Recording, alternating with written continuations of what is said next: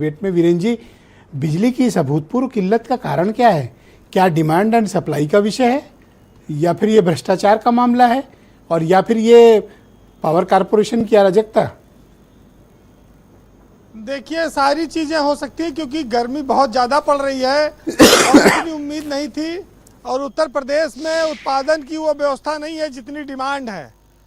हम बहुत गर्व से कहते हैं कि हम देश के सबसे बड़े राज्य हैं, लेकिन संसाधनों के मामले में अभी हम बहुत कमज़ोर हैं, ख़ास तौर से बिजली के मामले में।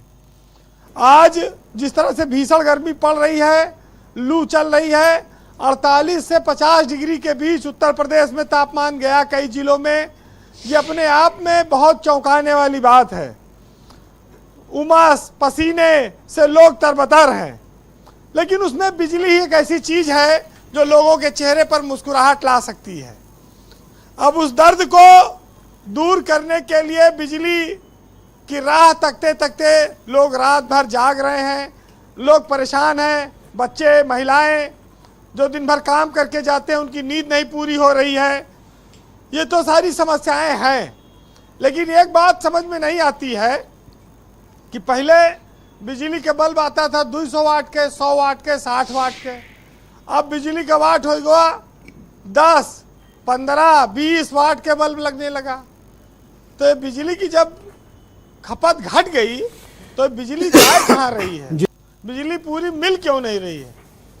भाई, हर चीज़ में एलईडी आ गया, हर चीज़ में सब वाट कम हो गए।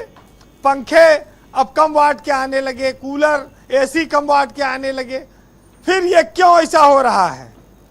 ये खपत कहाँ ज़्यादा हो रही है? ब्रजेश जी, शहरों में कटौती पर तो आ जाते हैं लोग, सड़कों पे उतर जाते हैं।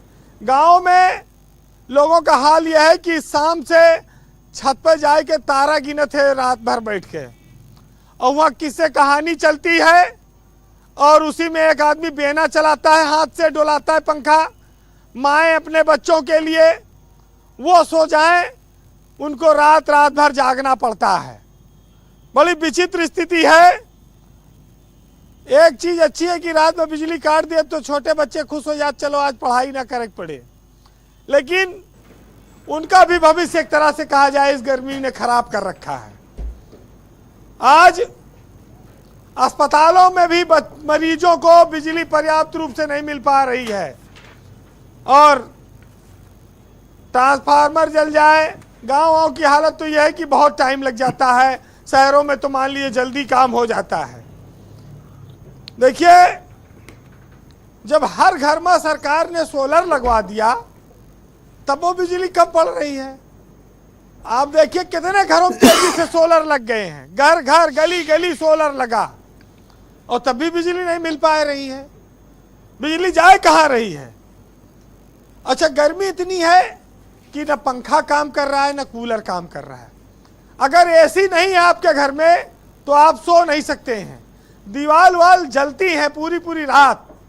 अभी जब 9 बजे हम लोग डिबेट खत्म करके जाएंगे तब 40 डिग्री, 37 डिग्री, 38 डिग्री टेम्परेचर रहता है। और गांव में तो और हालत खराब है। तो ये हर घर में कूल एसी थोड़ी लगा है गाँव में।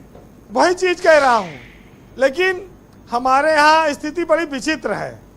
समस्या इस बात की है कि हम लोग तो आज भी उसी व्यवस्था में उलझे हुए हैं।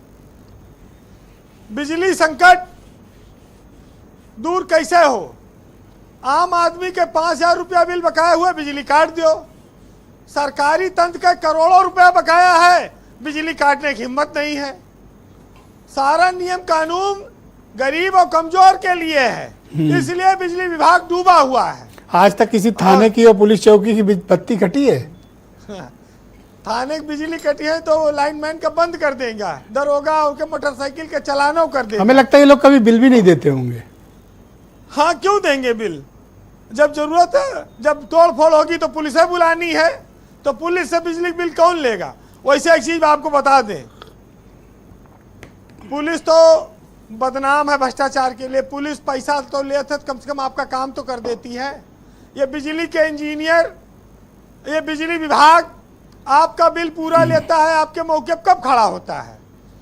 आप अभी आपके घर का बिजली कट जाए, बिल पूरा जमा हो लेकिन ये आई है 4 घंटे बाद, 8 घंटे बाद घर में बिजली आएगी। तो पुलिस वाले इनसे ज़्यादा ठीक हैं। पुलिस वालों को जो है इसमें बात तो सही सम्मान है, मिलना चाहिए। बात तो सही है। वैसे जिस विभाग में क्यों तो संविदा पर सही तो कह लोगों रहे हैं। की जान चली जाती हो, 8-10 हज़ार रुपया उनको महीना वेतन मानदेय मिलता हो, उस विभाग में भ्रष्टाचार नहीं दूर हो सकता कभी। अच्छा ये बताओ कि पहले तो आप बताते थे कि जवाबदेही है, अगर कुछ हो जाए तुरंत कार्रवाई होती है। अभी मैं देखता हूं कि इस विभाग में एक से बढ़कर एक कांड कारनामे पर कार्रवाई जवाबदेही जीरो, ऐसा क्यों? देखिए, समस्या इस बात की है कि विधायक पत्र लिख रहे हैं, नेता आते हैं, लेकिन अफसरों पर कार्रवाई नहीं हो पाती है। यह बीजेपी सरकार की एक बहुत बड़ी कमजोरी है। और चाहे बिजली मंत्री भी चाहे तो अपना एमडी नहीं हटवा सकते। अच्छा मैं देखता हूं बेचारे AK शर्मा को सब लोग गाली दे रहे हैं, मुझे तो सहानुभूति है उनके साथ। बेवजह गाली खा रहा वो आदमी बेचारा, उसकी सुनने वाला जूनियर इंजीनियर तक नहीं सुन रहा, जेई नहीं सुन रहा, जिस मंत्री की, उसको चिट्ठी लिख के गाली दे रहे हैं विधायक लोग। अरविंद शर्मा ऊर्जा मंत्री के तौर पर जितना दौड़ भाग कर सकते हैं करते हैं, लेकिन जब डिमांड बहुत ज़्यादा हो गई है तो बिजली कोई पैदा नहीं कर पाएगा। और रही बात अफसरों की जिम्मेदारी और जवाबदेही की, तो देख लीजिए डिस्कॉम में कैसे कैसे एमडी बैठे हैं, वो जनता से नहीं मिल पाते हैं, वो बिजली का समाधान करेंगे। ये सब भ्रष्ट है, सब ठेकेदारों से मिलता है, सब ठेकेदारों के लिए सब खुला है। ब्रजेश जी, ये जो एक्सियन और चीफ इंजीनियर, ये सब लक्ष्य पूरा करने के लिए उपभोक्ता के गर्दन तक दबाने के तैयार हैं और इसके खिलाफ आप कोई सुनवाई नहीं है। ये रुपया इकट्ठा करके राजस्व लाएं, बस बिजली विभाग का एक फोकस है कि रुपया लाओ, राजस्व इकट्ठा करके लाओ। अच्छा, हमारा देश भी कम विचित्र नहीं है। देखिए, परसंतापियों का देश है। हमारे यहाँ बिजली मिले न मिले, लेकिन पड़ोसी घर में बिजली ना आवे, ये ध्यान रखता है आदमी। क्योंकि अमेरिका में जब बिजली जाती है तो वो सीधे पावर हाउस को फोन करते हैं। जापान में बिजली जाती है तो वो अपने घर में प्लग को और फ्यूज को चेक करते हैं। लेकिन जब भारत में उत्तर प्रदेश में बिजली जाती है ब्रजेश जी, तो पहले हम बगल में झांक के देखिए पड़ोसी घर में आ रही कि नहीं आ रही। बिल्कुल सही कह रहे हो, यकीन नहीं होता है। कहीं उनके यहाँ ना आ रही बिजली, ठीक है, इसका मतलब ठीक है, कोई बात नहीं, कट गई, फिर आएगी, सबका आएगी। जी कंक्लूड करें। तो ये हाल है हमारे यहाँ। फिलहाल एक बड़ा व्यंग्यात्मक, बड़ा सामान्य सा शेर है कि दिल दिया जिसको वो दिल्ली चली गई, और जब मैं दिल्ली गया तो फिर वो इटली चली गई, और सोचा कि मैं जान दे दूं बिजली के तार पे, और जब तार पकड़ा तो फिर बिजली चली गई। अरे बड़ा कष्ट है भाई। बहुत शुक्रिया वीरेंद्र जी, आपका बहुत बहुत धन्यवाद। तो बताओ